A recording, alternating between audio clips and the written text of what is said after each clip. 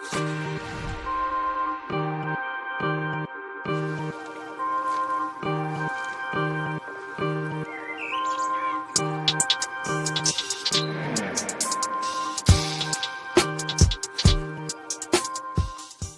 right, folks, welcome back to episode 52 of the Ginge Ball Podcast. We have the World Cup underway. You can follow along with our commentary on that on the Twitter account. Trust me, All I of don't, us, I don't have all of much us are input. contributing. Beck's actually writing those tweets. And then also, obviously, we have the New York Knicks crowned as NBA Finals champions.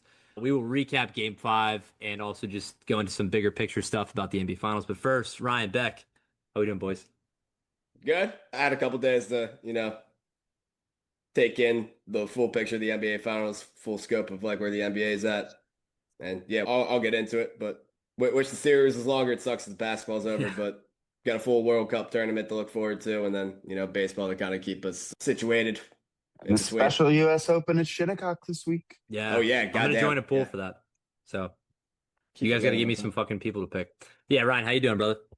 Still kind of processing the way this finals went, and I'm still pretty frustrated by it, in all honesty. Knicks were fantastic though, and we'll jump into it, but still pretty pissed off, not gonna lie. Yeah, I feel that, especially the way, let's just get right into it. This being a 5-game series is just fucking insane to me. Like on paper, kids in like 30 years are gonna look back and be like, "Oh, the Knicks were like dominant in the 2025-26 finals." And like to some degree, kind of were just because how dominant they were in clutch time, but like this series deserved more than 5 games. And if Mitch Johnson didn't decide to throw a couple to the Knicks' way, probably would get 7. Yeah. Yeah, I mean, Mitch deserves a ring. Aaron deserves a ring from the Knicks. I truly believe you could not even have to stretch to argue that the Spurs could have or should have won this series in 5 games, and they somehow lose it in 5 games. Like it's at worst, I think you could say the Spurs. At absolute worst, you could say should be 2-3 going back to New York, or really it should have been like 3-2 Spurs going back to New York. The fact that they lose in five games is almost like unfathomable. I mean, I sent you guys that tweet after the series. Like it was like the win probabilities from each game. I think the lowest one they had was like 76% in one of the games in the second half or something. But a lot of them were up over 90%, like double-digit leads in every fourth quarter. It's just unbelievably frustrating as someone who really does not want the Knicks to win that championship. And I said this to you guys, like I don't know how you cope with this loss as a Spurs fan. And I know the obvious thing is like it's Wemby's first playoff run. Harper's a rookie. Like all that stuff is true. And I'm sure they will be back, but it's also like way easier said than done when you have one of these young teams that make a run. Like, oh, they'll be back. Like they're young. Like we saw what happened to the Thunder when they had the Harden, Westbrook, Durant core. They never got another chance. This current edition of the Thunder. Yeah, yeah, true. And you see it across other sports too. And basketball is different, but it's just like you had a real opportunity here to win a finals and really get ahead of the game. Like if you have Wemby and Harper winning a finals in their third and first year, like that is playing with like real legacy stuff. And I mean, even getting as far as they did and performing the way they did, like it's a boost in their legacy for sure. But losing this one is going to haunt them, and I think it's going to haunt Spurs fans. I know it would haunt me. I have no affiliation to the Spurs, and I've thought about it quite a bit, and just how frustrating it is that they lose 4 of those games. I don't know how it's possible to lose all 4 games, but you can start with the head coach just actively choosing to change nothing up and actively kind of hurting the team pretty much. It's really the best way I can put it. Yeah. I mean, if you're the Spurs, you kind of come away with obvious takeaways of what you need to change. So it's not the worst thing in the world for them because it was just so bad, like how every game followed the same fucking script over and over that it's like you're kind of forced to address it now. And if you don't, there will be, at least media, outcry about it and pushback. And like, trust me, I'm not happy about, the Knicks winning it just because I don't like their fan base. But in terms of like the NBA landscape, I kind of think this is the best thing that could have happened for basketball. Like I think the NBA as a product is in a good spot after the series, just because you get like it's a really cool story for the Knicks, like the actual team that they Absolutely. have in roster, Yep. like Brunson, being the guy who came to New York and basically, becomes their savior. Like that's a monumental, cool story. Cat, his whole career trajectory, that's a great thing. Just, their whole group, it's awesome. Like even down to Jose Alvarado, born in Brooklyn, like they Yeah. have a lot of cool individual like narratives there and everything. And it's a like looking back at it 20 years from now, like it'll be a cool footnote in NBA history. And then for the Spurs, like if the Spurs ended up winning this finals with Wemby at 22 and just like In his where their first roster's at, playoffs. Dylan Yeah. Harper looking this special, Yeah. like you're in a spot where I think there's more legitimacy to saying like the league is fucked for 10 years Yeah. compared to like the Thunder last year or the Celtics in 24 down the line because Wemby is just such a different kind of animal and Harper too. I mean, I legitimately come away from this series feeling like Dylan Harper will be a top 5 player in the league in less than 2 years. And maybe that's pushing it a little bit, but that's honestly how I feel he's so special. But like I said, the Spurs are in a spot where they are forced to kind of look in the mirror and address things. And it's not like the roster is, impeccable. Like, Yeah. yes, they did get up by a lot in all these games, but there's easy ways to address the roster outside of just even like trading Fox.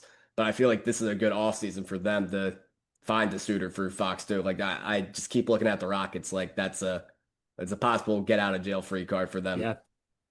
And then I mean down the line, like Carter Bryant's gonna improve a lot, and he's a guy that Carter Bryan.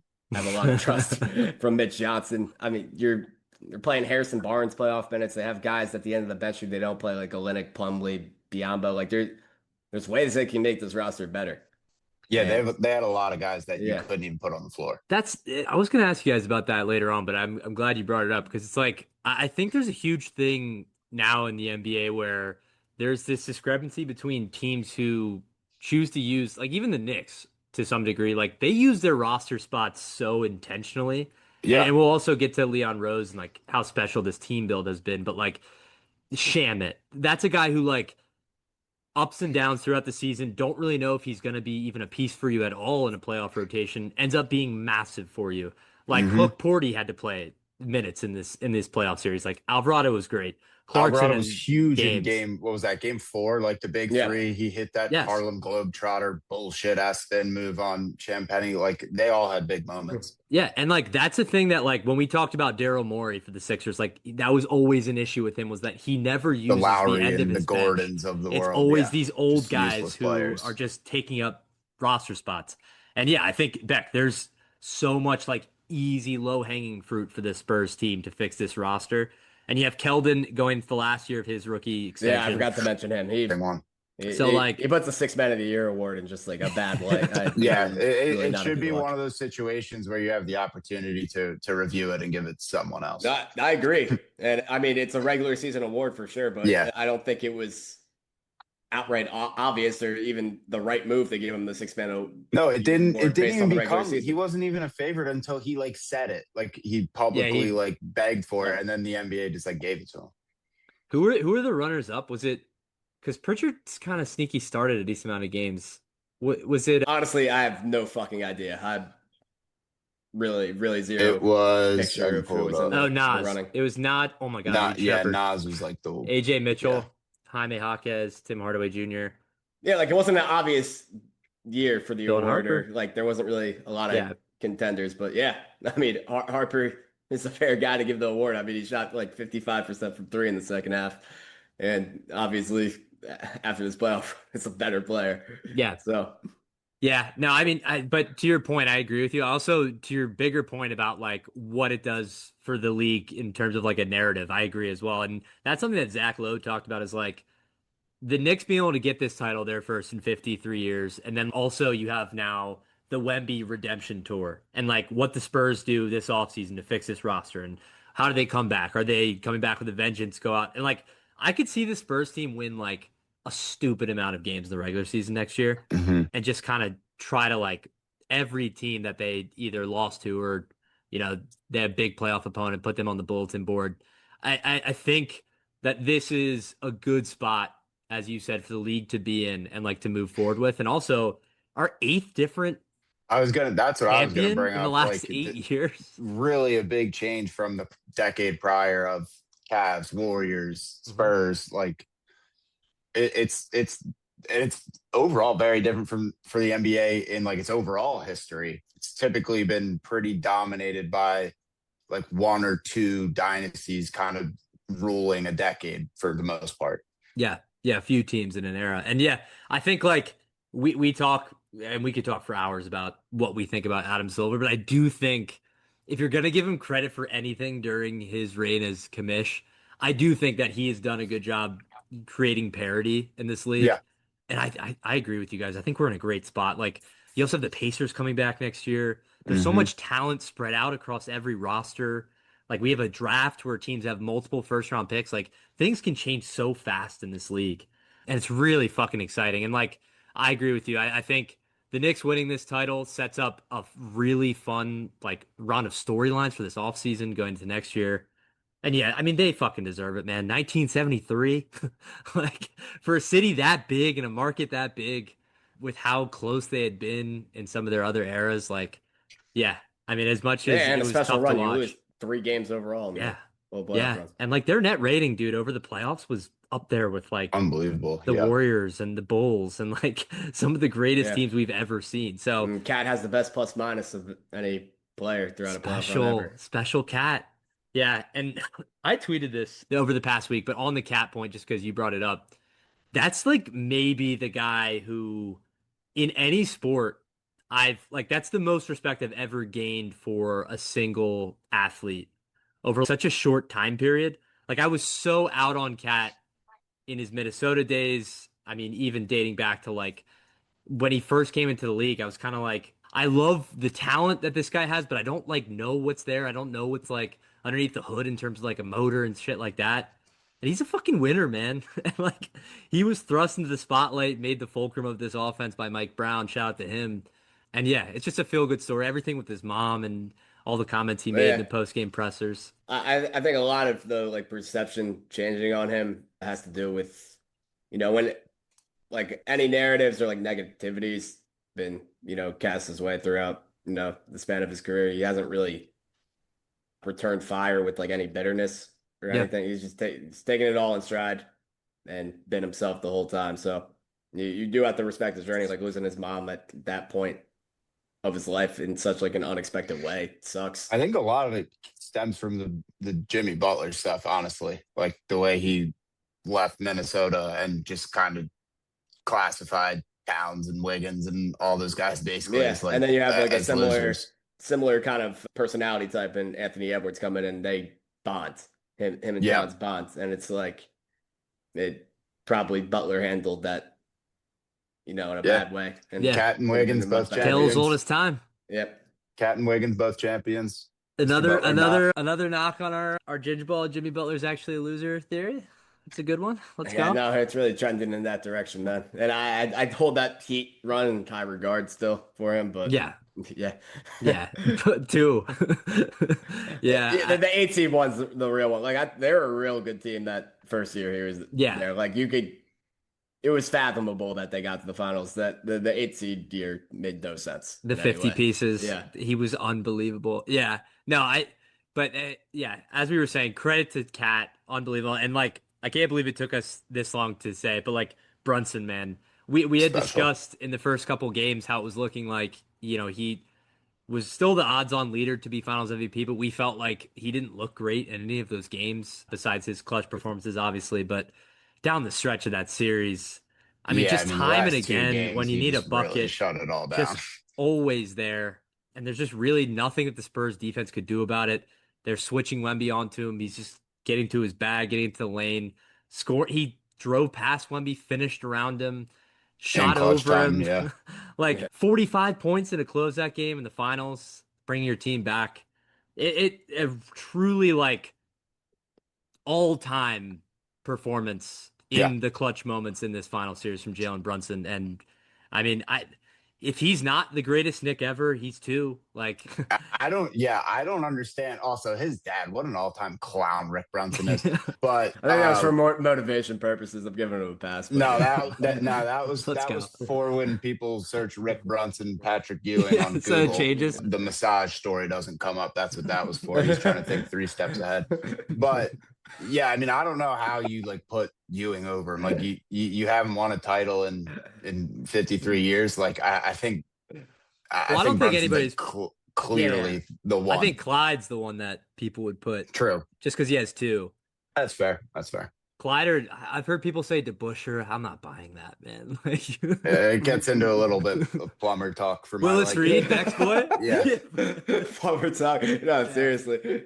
Yeah. And I've seen some interesting stuff about like Brunson in like his overall NBA kind of legacy talk, and we'll have plenty of time to debate that, and then the future will change it.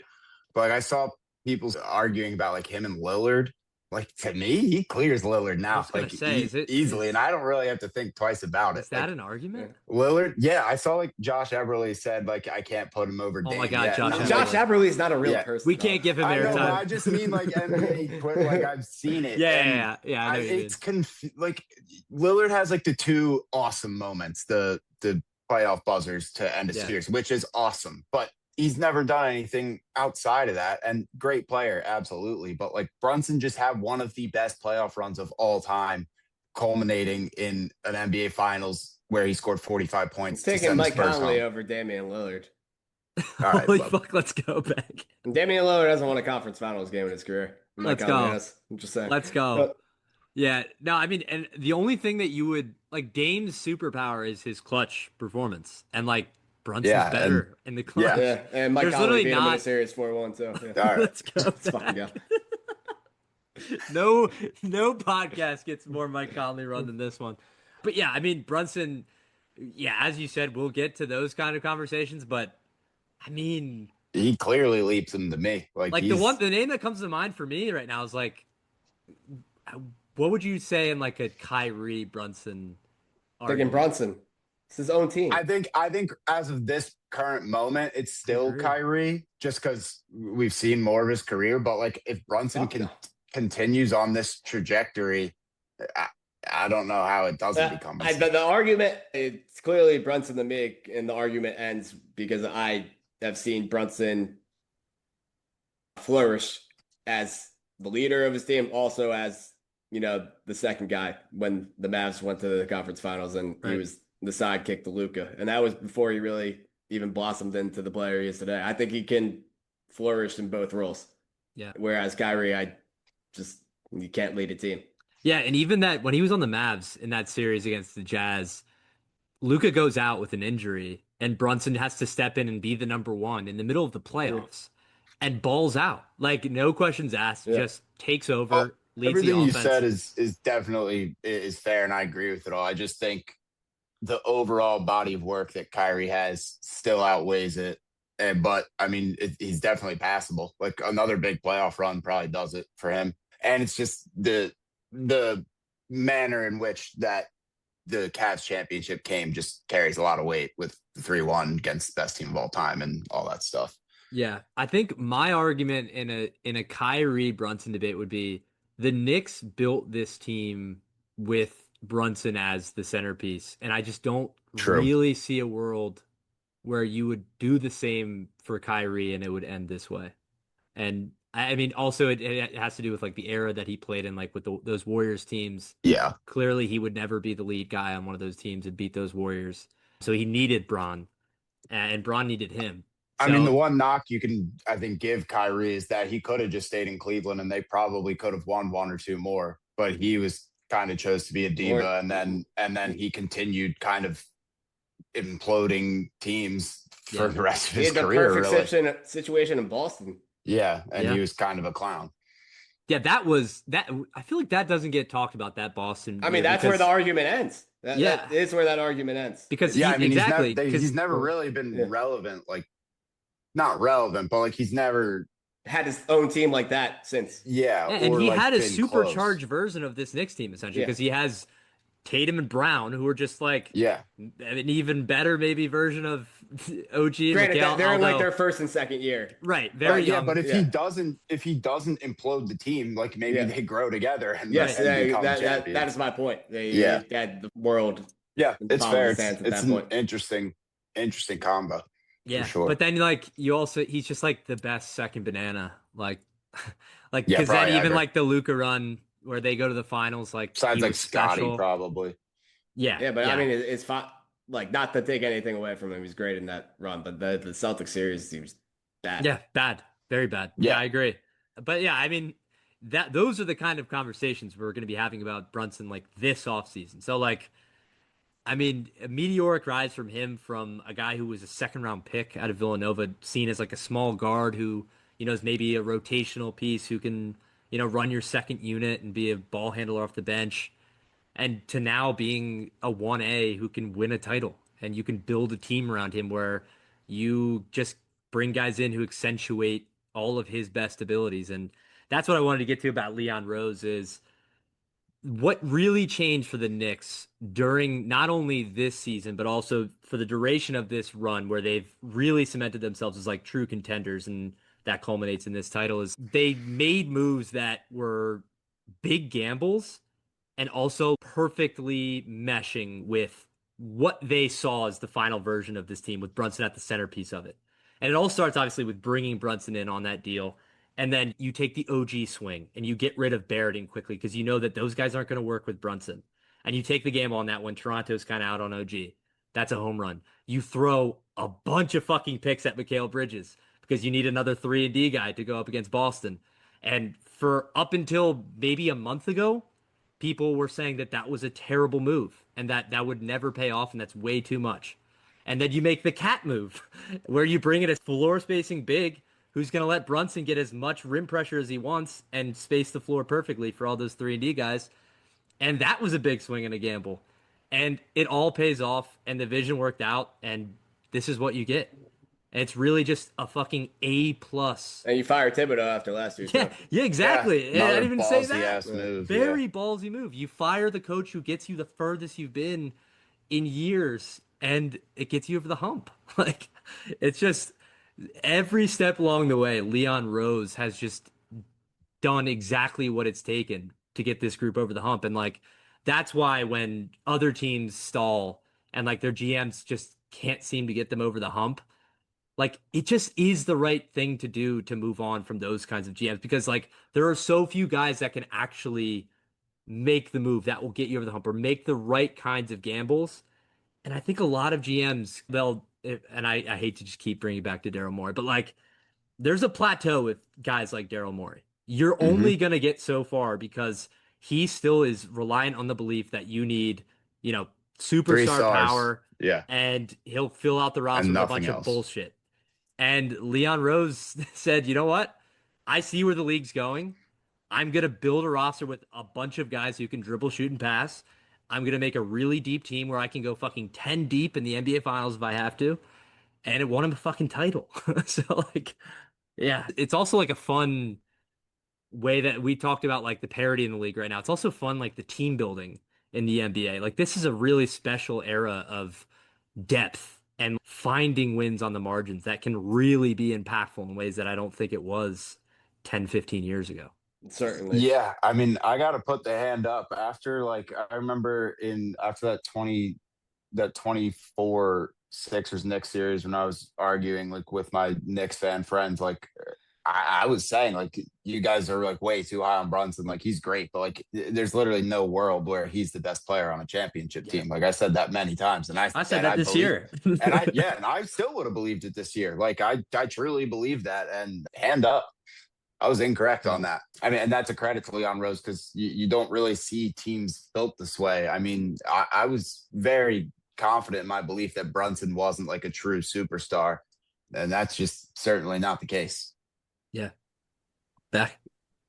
Yeah, I still think you're usually not going to find that, but in the specific scenarios that you do, not that him and Curry play anything alike, but they have the pulse of the city and they don't come with like any extra baggage or bullshit. Yeah. And those are like two things that need to be true. If that's, you know, the guard archetype in terms of like physical size and stature that you're going to go with without the athleticism. That's what you're going to need to have. Yeah, Yeah, I which mean, is go ahead, Ren. and I think this is still like a rare, very rare scenario. Don't get me wrong. Like I don't think the recipe for a championship team is going to really ever be like this, where it's like, oh yeah, we have like a 6'2", 6'3" guard that doesn't defend. We're going all in on him. Like that's our guy. Like I've said many times, like Maxi's not even close to good enough to like build around Maxi. And I still believe that, but it just goes to show like how well they built this team. And it doesn't hurt that Brunson took an $113 million pay cut. So that certainly helps. But I mean, that also speaks to the kind of like player and guy he is, like Beck was alluding to. Like that's the type of guy you do want to build around, that is willing to make that sacrifice to win a championship. Oh, Yeah. and I didn't even bring up the getting rid of Dante. Like that was big at the Yeah. time, like Yeah. for their vibes and culture. But yeah, Beck, what were you saying? I was going to say for like another point on Brunson too is, I mean, his playoff pedigree at this point, he hasn't been neutralized Unbelievable. for the full course of the series in his playoff career at this point. So even No, with his like playoff that, numbers are yeah, like all time good. It's unbelievable. yeah. So even with the physical limitations, like nobody really has an answer to shutting him down yet. Yeah, it's and I think that's like what you talked about with like the smaller guards and like how you don't really think this is reproducible. I agree 100%, and I think because Brunson has such a unique skill set, and like despite how small he is, he uses his body to his advantage in ways that like So small well. guards just Yeah. historically have not been able to do. Like his physicality in the lane is like one of his superpowers, and like you just wouldn't expect that out of a guy who I know he's listed as 6'2". He's probably like 6 foot, 5'11". And like he's getting in the Yeah. lane and bumping bigs and really like setting the tone, getting downhill. Like, yeah, I think to be a guard, and we'll talk about that as well when we get into like our pre-draft stuff and our boards, but there's a lot of guys in this draft who are smaller guys. And if you're projecting one of those guys to be at the top of your board, you better be sure that, like for Acuff, for instance, you better be sure that he has a superpower that Mhm. makes him a transcendent offensive basketball player because otherwise there's just no track record for stuff like this. 100%. I Yeah. mean, a lot of it's mindset too, and I I think wouldn't that, say Acuff has like that type of mindset, but you have to be in the right environment. Like there's so many determining, variables and factors that go into it, yeah. determining like how a player is going to turn out. But Yeah. I mean, I can't say enough about how good Brunson was. OG as well. We touched on it earlier, but So special. over the course of the series, he has 21.2 points per game, 4.8 boards, 1.4 blocks, and 1.4 steals, 78% true shooting, and he made 15 threes in this series. By a lot of advanced numbers, he was shooting basically like a Splash Brother in these finals Yeah. and throughout these playoffs. Like better. For a guy who's like one of the most elite perimeter defenders who can scale up to guard centers and scale down to guard point guards. And it's just like, I can't say enough about how good OG was in this series. Obviously, he gets the iconic tip in game 4, which will be the moment of this series. And like, if that doesn't drop, I don't even know what we're talking about right now. Yeah. Changes everything. Really does. OG, where does this finals performance sort of stack up to you guys from him? And like, how he's just such a unique like archetype of player. What is the legacy of OG Anunoby when Yeah. he does eventually retire? Something that I didn't even like think about with OG is like he's a 2-time champion now. It like didn't even cross my mind until I saw someone say it on Twitter. yeah, And I I was like, mean, holy shit. I don't think he played a minute in the Yeah, Raptors very era. young in Yeah, I 2019. wasn't. I like didn't even remember. I wasn't sure if he really did or not. But that makes sense. Maybe then that's probably why I don't remember it that well. But I mean, just incredible. His true shooting percentage was up over 70%. Like after like game 5, I think Yeah. of this series. Like I mean, a lot of that is like sounds dumb to say luck, but like obviously, if you're shooting that high, like he got caught on an all-time heater. Yeah. But just unbelievable from him. Like he truly did like have an argument for Finals MVP up until game 5 because he had kind of a stinker in Game 5. But I mean, he was fantastic. He gave Embiid problems in the series before. He's just one of those players you want on every team, no matter who you're a fan of. Like, he's a guy that you want as your three on Yeah. every team. Yeah. Yeah, Beck. Kind of goes to the, point we've been having about, how you can win with the guy like Brunson as your main guy is you need, wings are still the foundation of this league. So you're going to have like either a wing that is going to give you that kind of production, or I don't want to say outlier because it's disrespectful to OG. And I think he's at least the caliber of player where I can see him having a series like that. But, a guy who's on a heater. Yeah, definitely outlier shooting. Yeah. Yeah. Yeah. And, you're going to need that kind of production to win a championship. And they got it. And, you think Curry 22, like Wiggins, his final series, you think about that when you think about that Warriors team. And those are the two small guards who have won since Curry had Durant on his team back in 17-18. So, it makes sense. But I'm really happy for him. Like, in terms of where it stacks up to like other connectors throughout history, it's up there. Yeah, I don't really have a great list of guys who this like compares to. Kind of feels like it's in a class of its own when I think about it right now. But yeah, the only name that's like popping into my head is just like Pippen. Yeah, that's a good one actually. He reminds me a lot of Pippen. That's actually a great one.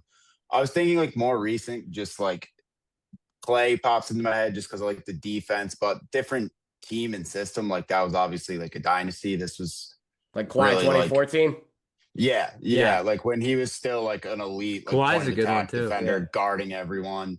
And then, like you said, he shot like Clay this series. So yeah, you essentially get like peak Kawhi defense plus Klay Thompson prime shooting. Together, like, unbelievable for a series.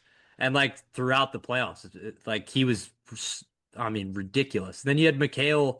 I know obviously in the finals, not like the offensive output that finals, he had in the previous couple rounds, but like McHale throughout those playoffs was special too. And like you get those two performances out of your wings, you get what you were getting from Cat, and then Brunson just always being the engine, especially late in games. And it's a formula that's sustainable, man. Like as we go forward too. It goes back to the point about Leon Rose and building this team. They just built such a 16 game team. Like, all these guys are playoff players. And another thing is, like, they are all just dogs. They don't stop. Like I said, they were down a good fair bit in every single game, and they just never quit. Like, they just always play so hard, which you don't see with a lot of NBA teams. I think it's been a main complaint of Sixers fans for the past decade, is like they seem to not want an offensive rebound and do all the little things. And the Knicks have done that for ever since this core has kind of been a thing. That's been their identity. And that's not by accident. And I think a lot of NBA teams overlook that. And it's obvious if you watch them play any game. They just try as hard as possible for 48 minutes. And it makes a big difference in these games when sometimes teams don't. Yeah. And like, you look at this Knicks payroll, and they're basically going to get this whole group back for the next couple years, actually. But the only guys who are going to be free agents are Mitchell Robinson, Landry Shamet, and Jordan Clarkson, of the guys who played like actual minutes in the playoffs. And like, I was going to ask you guys, Mitch Rob, not a great finals from him. Obviously, he had the injury to his hand. But is that a position that you think, should the Knicks do everything in their power just to bring him back? Or is that a position where you think that they can kind of maybe use his free agency as an opportunity to improve there? No, I like Mitch Rob there. I like what he does too. If they're trying to build or morph Diawara into like their long-term answer as like a backup five, even though he's more of like a four. I was gonna say, yeah, that's a possibility. They don't have bird rights on him though, so he can go to another team this offseason too. Diawara. Yeah. The thing I was going to say about Mitch Rob is I like him there, one, just because like he seems to love it there. Seems like he's a big part of the locker room and everything they have going on there. The fans seem to absolutely adore him. The one thing though is I don't know like how far I'd be willing to go. So like I think Yeah, it what has number are you kind of yeah, like? I think it would have to be something like he takes a discount to stay. He's I also don't the think longest tenured Nick. Like he's been through Yeah, that's everything what on I'm his head, saying. so Yeah, that like it just probably holds feels some like he value for should him. be there. for sure. And I mean, I think it suits him well being there. Like I don't think Mitch Rob is some guy that's like waiting to be unlocked in like a bigger role somewhere else. I feel like he's in a great spot where he's at, and I think it would make sense for him to kind of. I mean, I would always understand if he wants to get the most amount of money possible. Totally understand that, but I, I I'd be hard pressed to not want to run this back if I'm him. Yeah, Yeah, I mean, I can't speak for go him, ahead. but money wise would be the only factor. Like, I don't think he seeks out Yeah, like an actual bigger basketball role. So No, to me, yeah, totally. but like if back somebody's chasing, willing to give him yeah, And 20, someone 25 will. mil a year, yeah. Some team will do it, I'm sure, but yeah. Yeah, I'd take that discount. I agree that like I also just like the archetype of big that Mitch Rob is for this Knicks team. Yeah. Like if you're gonna have Cat as your starting center, you need a guy like Mitch Rob who's like the Yeah, he's the Hartenstein. Like perfect bench he's gonna big. get boards. He's gonna protect the rim. Like he's not. Got that It's a clutch different look. rebound Yeah, Yeah. on the offensive yeah, rebound off a free 100%. throw that Yeah, Wemby kind of just gave up on a little bit. yeah, for sure. So like I think for them, I would bring him back. I agree with you guys. I would be concerned if the Yeah, number gets to like 20, I wouldn't 25 mil. overextend on it. If like say some other team who's like a play-in level team like the Hornets want to throw him 25 mil to be their center, like if that happens, then I think if I'm the Knicks, I'm I like, think all any right. team who throws 25 mil at him, it's an irresponsible move. Yeah, but Got so many I like think teams obvious might. limitations in me that Where are the Knicks in big hard relation cap to to, like in the terms of value. like where are they going to be in like the second apron and Well, they have big contracts on their books next year, so obviously they'll have Cat, yeah, OG, Brunson, Bridges will be on 33. But then after that, the contracts are pretty right. manageable. It just, I mean, those four are going to take up, Art's on like 20. basically 90% of the cap. Yeah, Like 80 that's what something I percent of the was cap. wondering about. Like when's that bill coming due?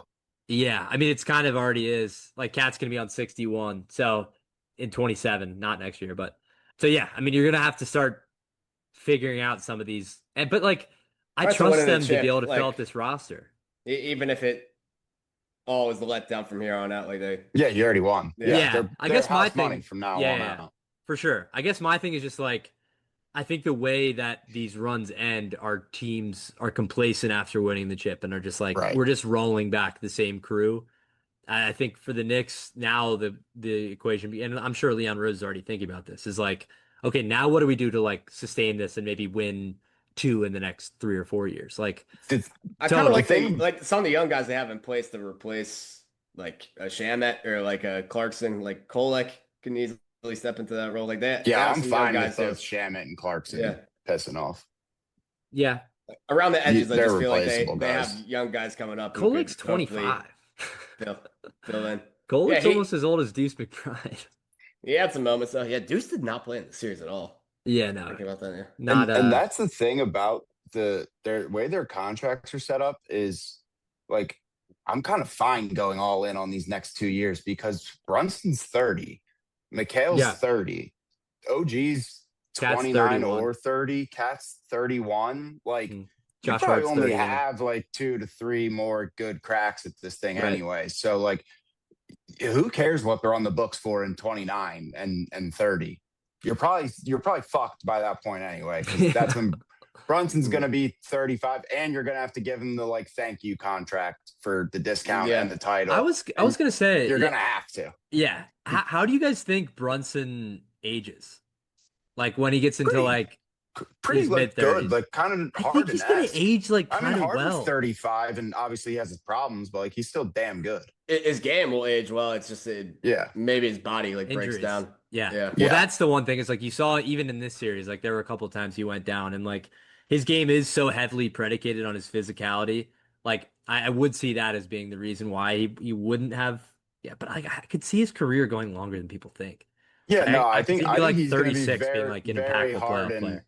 very Harden-esque in like the way their Hmm. games age, but obviously like there's a discrepancy in the winning caliber of the players. But Yeah. And I would say like the one thing about the one thing about Harden's game that like extends his career is like, well, he is like an incredible playmaker, but also like, Yeah, so that's the like when big he lost difference. his first step, it mattered, but it didn't matter that much. Whereas like I think once Brunson loses a bit of that first step, it might matter more to Yeah, him.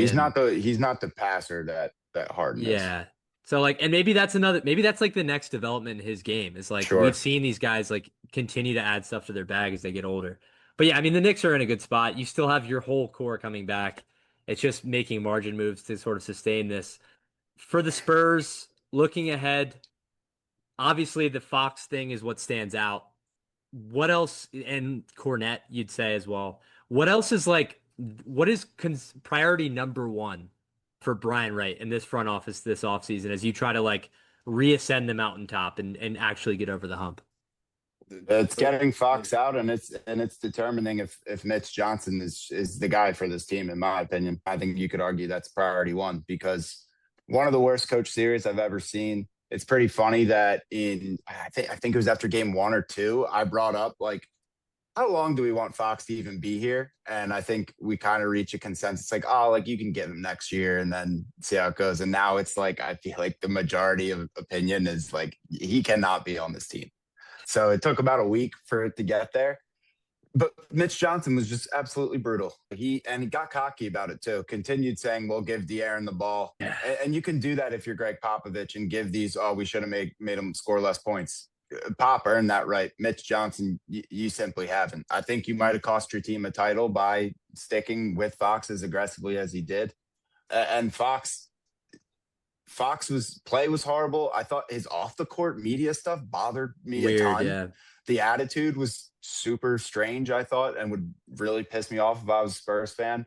I saw the Spurs on Instagram. Like, brother, you're Did 30. he? Like, yes. Like you're a clown, man. You cost the city a championship. Your play was embarrassing. You continued hoisting up middies and threes, and it was just clank after clank. You should be embarrassed by your play. Honestly, I would retire to do the Spurs a solid. Yeah, it's just, I mean, it's all amplified when you have like the second coming of God and Dylan Harper. Yeah, that's the other thing. It's not like they Sitting didn't behind have you. it's not like they didn't have someone to put in there. The main focus for them has to be get Mitch Johnson with the program because that guy legitimately like might be their best player, even with Wemby on their team. I'm not even fucking kidding. Like he's the best rookie guard since Magic Johnson. Like it's that's what it was, and we continue to let Fox handle the basketball and play more minutes every single game. Yeah, and until Wemby like develops the post game, like Harper in not a lot of series, but in some certain series like this is going to be a more reliable offensive engine. Yeah, closing games. I mean, they went to Harper in this game 5. Like the ball was in his hands. Like when shit really like Fox throughout the series in the clutch moments was running the offense and like trying to get the pick and roll with Wemby, but like when you're literally facing elimination, I feel like and we've all to way lesser extent, but we've been in basketball games like at the end of the clock, like you're giving the ball to the guy who you all think is going to score, and like Harper had the ball in his hands. Yeah, or Connor Hughes will 20-year-old rebound and take it coast to coast and clank it off the bottom of the backboard. Yeah. That's still on the top of my mind. That's one of the saddest URAN things ever. But yeah, never mind. You can keep going. But yeah, I think the team understands, especially when he was on a heater like he was in that game 5, like the way he was scoring the basketball. Like the whole fucking series. Yeah. Yeah. Like it was unbelievable. I think it's a matter of time before he's handed the keys just naturally. And like a full regular season of him now, like this season, it was kind of like the training wheels were on up until halfway through the playoffs when they realized they just couldn't do that anymore. And even still, Mitch had the training wheels on. I think next year is just about give him the keys, work through the growing pains, and let's see what this guy is. If he's like, as Beck said, maybe one of the best players in the NBA. And I think he could be soon. And like, if you have that guy with Wemby, I think also just generally like having a guard at the end of games who can create easier offense, that is better for clutch moments. And like we saw that with Brunson. Yeah, I think that's the biggest hole with Wemby is like the shot creation when the ball's in his hands is sometimes tough for him. And Harper was getting to the cup at will. Mm-hmm. I mean, his maturity and his IQ is off the charts for a kid of his age. I come away just so impressed with the way he played, and I was bummed he missed that layup coming down the stretch. I really wish he would have made that, and then he missed the free throw. Yeah. So that was a bummer the way it ended, but I mean, like, my God, if I'm a Spurs fan, even not as a Spurs fan, I'm just excited to watch this kid's career because he's genuinely a special player. Yeah. And like what he will allow for Wemby too when he does get the keys is like the gravity that he will have getting downhill and spacing the floor for Wemby just to get him easier looks, even if Yeah, it's just getting the like attention off him is just just like an gonna be elbow so jumper big. every now and then that's just open. Like if Wemby is able to just get like open nail jumpers the way that Embiid was when Harden was in Philly, like even that will just unlock so much more easy offense for them. But yeah, I also we Ryan, you actually brought this up early in the series, but what does the Castle and Harper sort of duo look like going forward? And offensively, what does that look like as Harper starts to get more and more of the ball as the primary ball handler? Like, what does Fox look like as an off-ball guy? I mean, not Fox, I was Castle. gonna say, hopefully nothing. Yeah, Castle look like as an off-ball guy, and maybe that being a concern. Yeah, I mean, I think there's still some valid question marks there, but overall, I don't think it's something like you got to choose one of them right now. I obviously am, if I'm the Spurs, I'm prioritizing Harper's growth over Castle. Like, I want Harper like running point essentially for this team. Not to say like you don't want Castle getting looks. You absolutely do. I think Castle is pretty damn good throughout the series. I thought he obviously had a hell of a stinker in game 5, but the damage was already done on the series by that point. There's obviously still some concern with the shooting of both of them. That neither of them are elite shooters, and that's not always great to have your two guards not be able to just scare defenses with the three ball. But they're serviceable enough, and like I think Harper's just only going to get better at shooting. It felt like every time he spotted up for a three, I thought it was going in. So I'm confident that he can get better, and I'm confident that he and Castle both can figure out a way to coexist on it because Castle's defense is very good. I think Harper's going to grow as a defender. So it's not something that I think is like an imminent concern at all. I think there's still a lot of time for these two to grow together. Yeah. Yeah. And Bill Simmons on his podcast was talking about how he sees Castle is really, really similar to Marcus Smart in his Boston days and like how similarly when Smart was tasked to do more of the on-ball work, it started to look kind of ugly. But like when Right. he was optimized in that role as being like your bulldog defensively, and then also giving you some scoring punch and being like a secondary ball handler, that's like the perfect role. And Yeah, I think that's I ideal. think that's the ideal role for Castle. And I think like the more you can minimize his importance offensively and really just like get the most out of him as a perimeter defender that can guard several positions and just be sort of a downhill driver who, I mean, he's a crazy finisher around the rim. Like Yeah. he is a talented offensive player. It's not like he's a zero. So yeah, I think those three guys, it's figuring out like what the dynamic is offensively, what the most reproducible late game offense is. And like if I'm a Spurs fan, it's depression for the next few weeks. And then it's like, damn, dude, what a fucking season. Like what an unbelievable run where we're so far ahead of schedule. And like there's so much, as Beck started the pod with, there's so much easy work to do on sort of the depth of this roster that can really change things in like a material way. Yeah. And I mean, the Fox trade is going to hurt them. Like you're going to have to attach Yeah. picks to get rid of them. But in my opinion, it's just something you have to do, especially with, was it Vassell that made the comments about Harper not being super happy? We didn't even talk about Devin. Yeah, he seems like he has a real good pulse of like the team. I trust 100%. And yeah, I've seen other stuff about him, like usually being like a pretty thoughtful interviewer and stuff like that. And it just seems like the Fox vibes are. It doesn't seem like the Spurs players really care too much to come to bat for him either. So that just feels like it's just you got to get that cloud. I mean, they know a Rich Paul plant when they see one. I mean, I've been trying to tell you guys. The NBA's Epstein. I saw another theory. Great point, Beck. Mitch Johnson his agent is a clutch agent. Of course. I mean, dude, the tea leaves of this shit is just like all over the So fucking like league. there's I didn't even see that either, but more good motivation call. for him to Crazy. like really plant his flag with Fox and stick with him. But in my opinion, whatever you got to do to get rid of him, it's going to be worth it. It's a addition by subtraction to get this loser off the team. When do you think? Because I think right now for Mitch, like we've discussed that we already don't think he's the guy for this group. When do you think that like the actual noise starts getting loud in terms of like One more playoff run. It's loud right now. You mean inside? Yeah. I mean in terms of like actual decisions being made. I think one more playoff run. It's different because it's the Spurs, though. That's what the I'm. Spurs It's like the Steelers. It's like yeah. you know what I mean? Yeah, but I feel like with Wemby, it's not like what they have. I mean, I get like Tim Duncan was pretty fucking special, but Wemby like would force his way more. And I don't think that's something that Duncan would ever do. Yeah. And it's a different era of the NBA. Like Wemby will have the ability and the pull to kind of do what he wants. But I think if you go another season and it ends.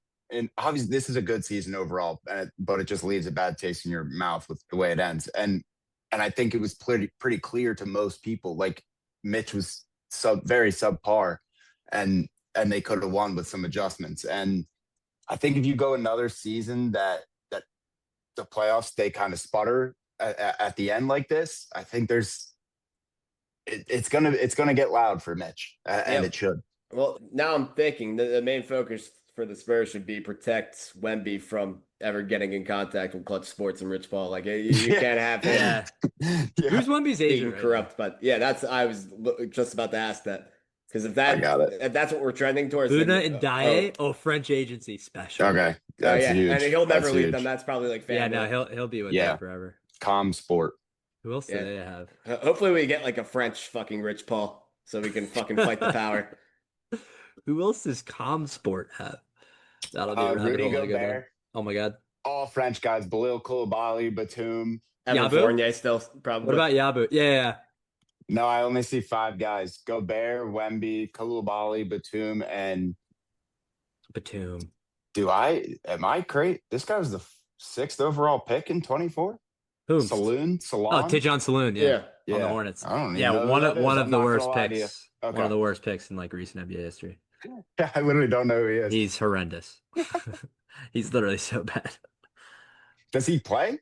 Great draft class. He didn't play. He didn't come over. Not in like big games. Okay, he's played 2 years. He didn't come over until this year, though, right? Yeah, he played in 24 and 25. No, he was here. Yeah.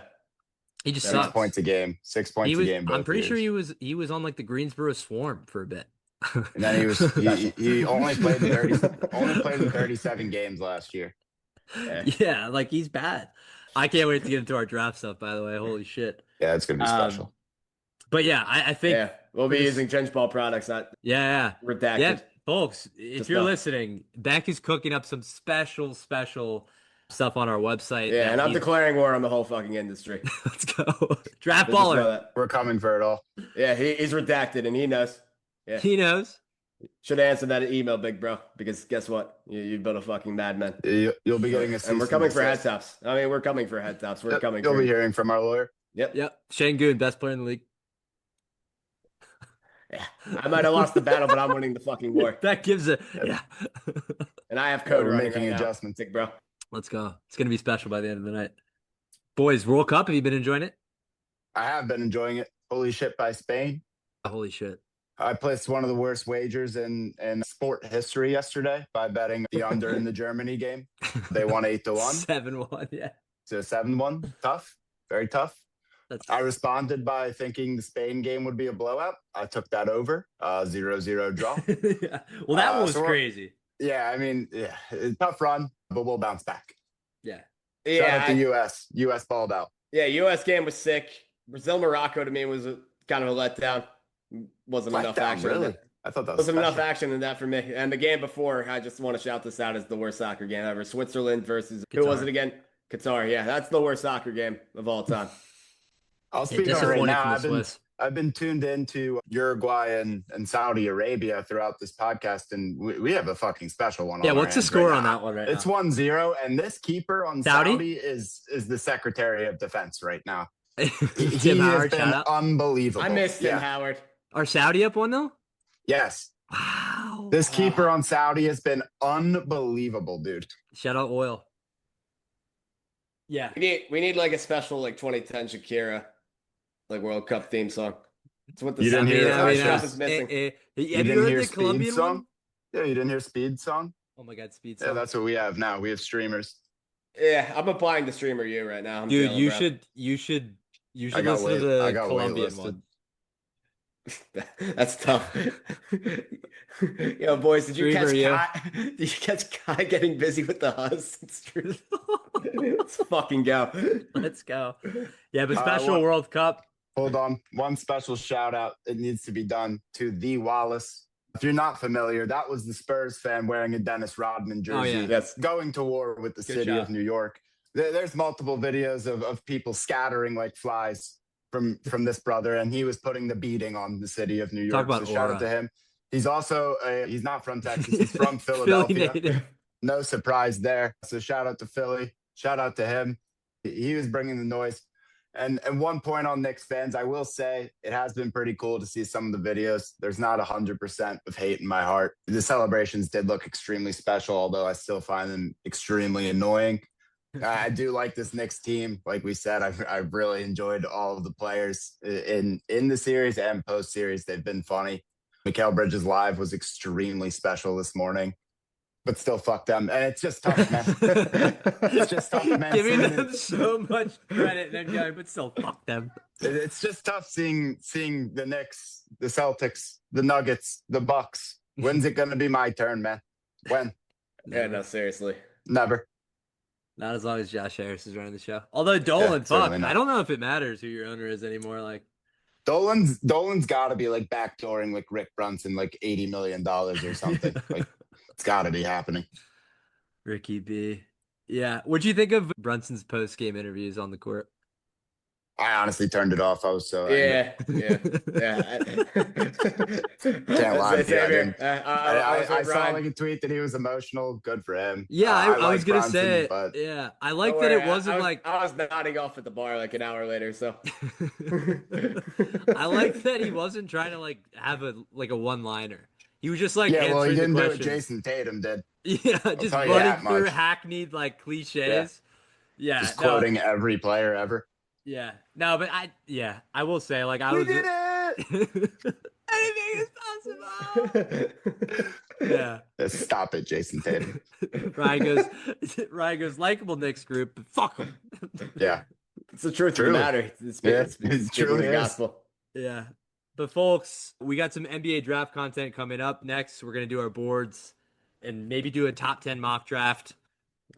Which should be fun. We might even do more, guys, because I think this draft is really deep. Depending on time, we'll see what we can do there. But World Cup, we're going to enjoy it. The U.S. looks good so far. Big one against Australia on Friday.